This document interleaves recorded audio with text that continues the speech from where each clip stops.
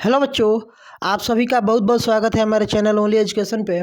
आज हम लोग पढ़ने वाले हैं एडजॉइंट ऑफ ए मैट्रिक्स, यानी जो आप लोगों का आव्यूह चैप्टर है मैट्रिक्स चैप्टर, उसमें हम लोग पढ़ेंगे एडजॉइंट ऑफ ए मैट्रिक्स कैसे निकालते हैं। तो अगर आपको भी सीखना है तो आप लोग वीडियो के एंड तक जरूर बने रहिए।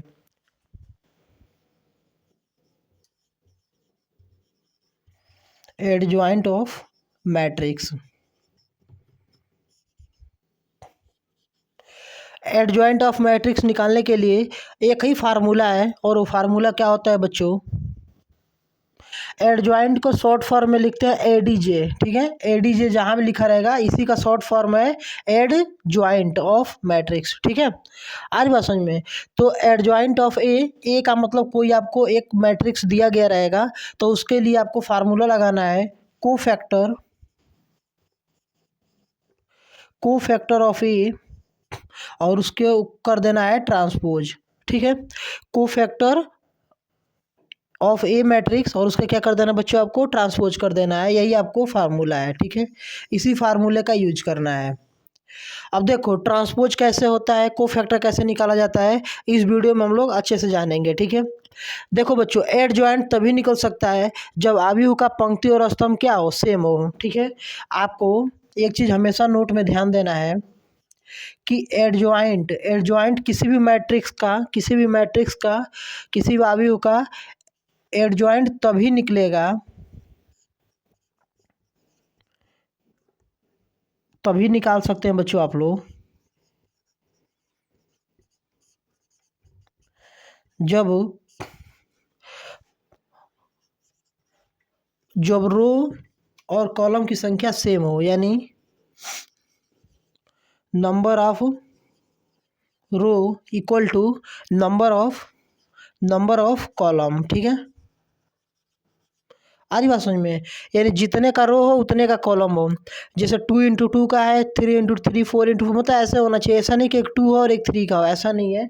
तो नंबर ऑफ रो और नंबर ऑफ कॉलम क्या होना चाहिए, सेम होना चाहिए, तभी आप लोग एडजॉइंट निकाल सकते हैं। ठीक है, अब हम लोग बात करते हैं कि कोफैक्टर कैसे निकाला जाता है। ठीक है, क्योंकि सबको बारी बारी समझ लेते हैं, फिर आसानी रहेगा। तो कोफैक्टर कैसे निकालते हैं, तो देखो बच्चों, कोफैक्टर अगर निकालना है किसी मैट्रिक्स का, कोफैक्टर ऑफ अ मैट्रिक्स, तो कितना आसान रूल है। सबसे पहले क्या करेंगे आप लोग, डायगोनल एलिमेंट का जगह चेंज कर लेंगे। डायगोनल यानी जैसे मान लीजिए कोई एक मैट्रिक्स है ए, यानी ए 5 6 2 3, तो आप लोग क्या करोगे, डायगोनल किसे बोलते हैं बच्चों, मैं आपको बता रहा हूँ। जैसे मान लो यहाँ पे 5 है, यहाँ पे 2 है, और यहाँ पे दिया है 6 और यहाँ पे 3 दिया है, तो इसको डायगोनल बोलते हैं। इसको क्या बोलते हैं बच्चों, डायगोनल बोलते हैं। ठीक है, तो डायगोनल का क्या करते हैं, डायगोनल एलिमेंट को छोड़ के नॉन डायगोनल एलिमेंट का चिन्ह बदल देते हैं। नॉन डायगोनल का मतलब यह डायगोनल हो गया, और ये जो बच गए इसको क्या बोलेंगे, नॉन डायगोनल। ठीक है, तो क्या रूल है इसका, डायगोनल को छोड़कर, डायगोनल को छोड़कर नॉन डायगोनल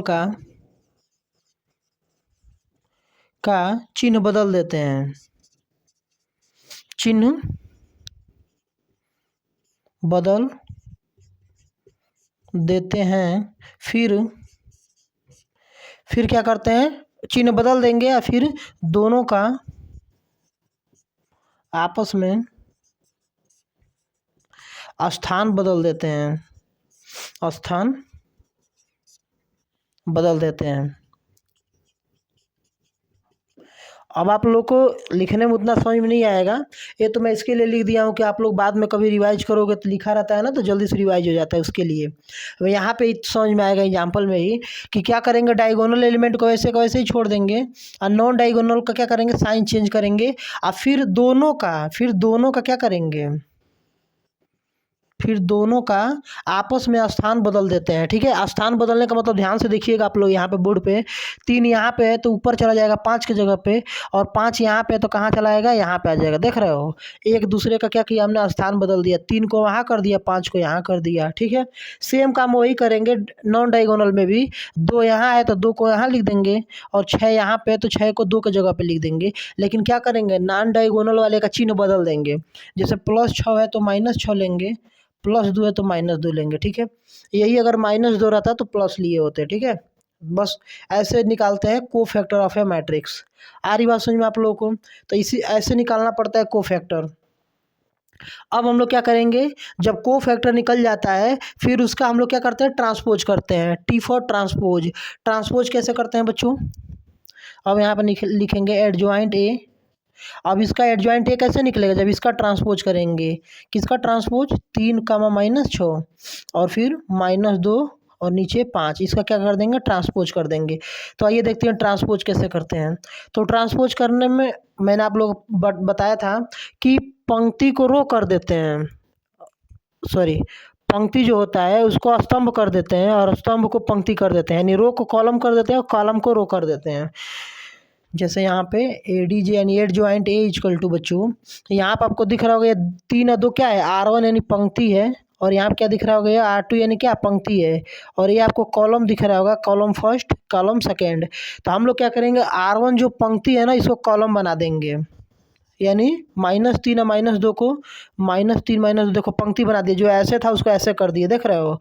और यहाँ पे -6 और 5 क्या है, पंक्ति है ना, तो इसको कॉलम बना देंगे, -6 5। बस यही आपका क्या हो जाएगा बच्चों, आंसर हो जाएगा। ठीक है, कुछ करना नहीं था इसमें। आपको क्या करना था कि सबसे पहले आपको क्या करना है कि तभी निकालेंगे जब देखेंगे कि नंबर ऑफ रो और नंबर ऑफ कॉलम सेम हो। तो यहाँ पे आप लोग देखेंगे नंबर ऑफ रो कितना है, 2 रो है 2 कॉलम है, यानी कैसा मैट्रिक्स है, 2 × 2 ऑर्डर का है, तो सेम है तो निकाल सकते हैं। उसके बाद से आपको क्या करना है, कोफैक्टर निकालना है। कोफैक्टर में क्या करते हैं, एक दूसरे से जगह चेंज कर देते हैं। जैसे 5 की जगह पे मैंने 3 को लिख दिया और 3 की जगह पे 5 को लिख दिया, और यहाँ भी जगह चेंज कर दिया, 2 को वहाँ लिख दिया और 6 को यहाँ लिख दिया 2 की जगह पे। अब क्या करते हैं, जो नॉन डायगोनल होते हैं, यानी इसको तो डायगोनल बोलते हैं, तो जो नॉन डायगोनल है 2 और 6, इसका चिन्ह बदल देंगे। अगर प्लस में रहेगा तो माइनस में लेंगे, माइनस में रहेगा तो प्लस में। यहाँ पे बच्चों आप लोग देखेंगे दोनों प्लस में ही है, तो मैंने दोनों को माइनस कर दिया। ठीक है, फिर क्या किया है, कोफैक्टर का ट्रांसपोज निकालना है टी। तो ट्रांसपोज मैंने आप लोगों को पढ़ाया हुआ है कि ट्रांसपोज निकालने के लिए क्या करते हैं, जो भी पंक्ति होगी उसको स्तंभ बना देंगे, रो को स्तंभ बनाएंगे और स्तंभ को क्या बना देंगे, रो बना देंगे। पंक्ति को कॉलम और कॉलम को रो बना देंगे। तो 3 और 2 यहाँ पे पंक्ति दिख रहा होगा, तो यहाँ पे 3 और 2 कॉलम बन गया है। -6 या 5 क्या है, यहाँ पे पंक्ति है तो यहाँ पे कॉलम बन गया है। ठीक है, और यही आपका क्या हो जाएगा, आंसर हो जाएगा। ठीक है, आइए एक और एग्जाम्पल देखते हैं जिससे आपका डाउट एकदम क्लियर हो जाएगा।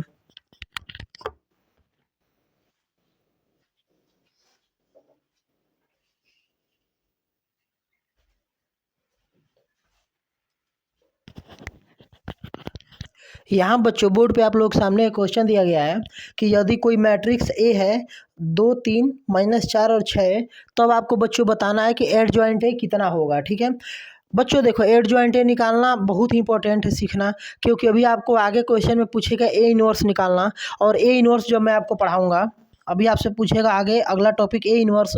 और ए इनवर्स आप लोग तभी निकाल सकते हो जिस बच्चे को एड ज्वाइंट ए निकालना आता होगा। ठीक है, क्योंकि एड जो ए इनवर्स का फार्मूला क्या होता है, एड ज्वाइंट ए और नीचे क्या होता है, डिटर्मिनेंट ऑफ ए।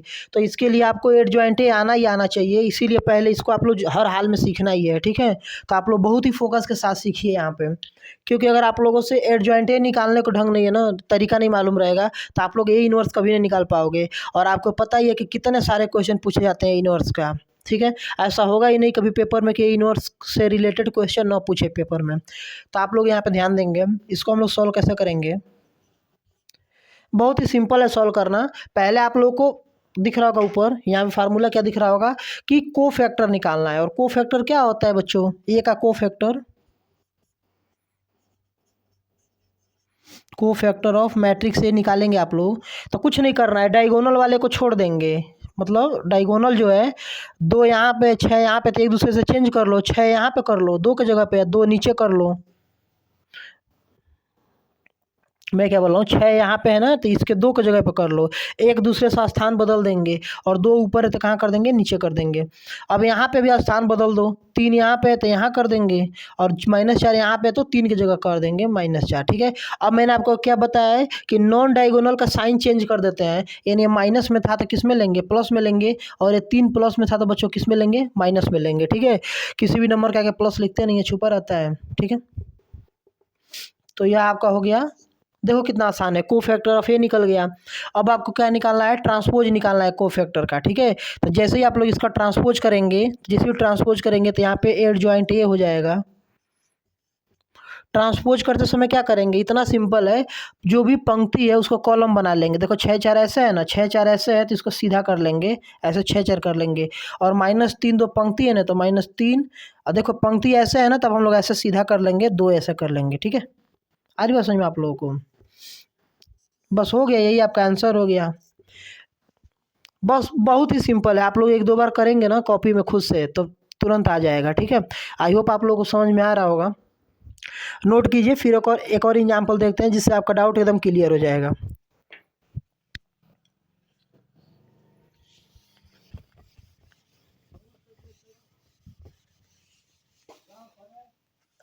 अगला क्वेश्चन है बच्चों, इफ कोई एक मैट्रिक्स ए इक्वल टू दिया गया है,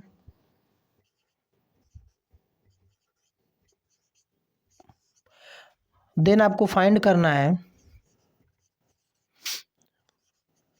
एडजॉइंट ए कितना होगा, ठीक है। दिख रहा है आप लोगों को, तो सेम वही प्रोसेस है, देखिएगा कितना जल्दी निकालेंगे हम लोग, सेम वही प्रोसेस है, सेम टू सेम। पहले आप लोग क्या करेंगे, कोफैक्टर निकालेंगे, ठीक है। कोफैक्टर ऑफ ए निकाल लीजिए आप लोग। तो जैसे ही बच्चों आप लोग कोफैक्टर निकालोगे, तो आप लोगों को पता ही है कोफैक्टर में क्या करना है, एक दूसरे से पहले स्थान चेंज कर दो। -2 यहाँ पे है, इसका इसके साथ चेंज कर दो, इसका इसके साथ। तो -2 नीचे है तो इसका 6 की जगह पे लिख देंगे, और 6 को -2 की जगह पे लिख देंगे। 4 यहाँ पे है तो 4 को यहाँ लिख देंगे, और -9 को 4 की जगह पे लिख देंगे। अब मैंने आपको क्या सिखाया है कि जो भी नॉन डायगोनल होंगे, यानी इसको छोड़ के ये जो 9 और 4 बच गए हैं नॉन डायगोनल, इसका हम लोग चिन्ह बदल देते हैं। तो -9 है तो प्लस हो जाएगा, +4 है तो माइनस हो जाएगा, ठीक है। प्लस का माइनस, माइनस का प्लस, +9 तो लिखते नहीं है तो प्लस हटा देंगे, वैसे ही +9 है। अब आपको क्या निकालना है, ट्रांसपोज निकालना है इसका, कोफैक्टर का ट्रांसपोज। जैसे ही आप लोग ट्रांसपोज करते हो तो आपको एडजॉइंट मिल जाता है, ठीक है। तो यहाँ पे क्या हो जाएगा बच्चों, एडजॉइंट ए इक्वल टू, देखो मैं बार बार सिखा रहा हूँ, पंक्ति जो होगी उसको स्तंभ बना देना है। तो -2 और 9 क्या है, पंक्ति है, तो यहाँ पे इसको स्तंभ बना देना, और ये पंक्ति है तो इसको भी क्या बना देना, स्तंभ बना देना। यही आपको क्या हो जाएगा, फाइनल आंसर हो जाएगा, ठीक है। अगर वीडियो अच्छी लग रही हो तो ज़्यादा से ज़्यादा शेयर करें, ताकि और भी कोई पढ़ने वाला बच्चा हो उस तक ये वीडियो ज़रूर पहुँचे। धन्यवाद।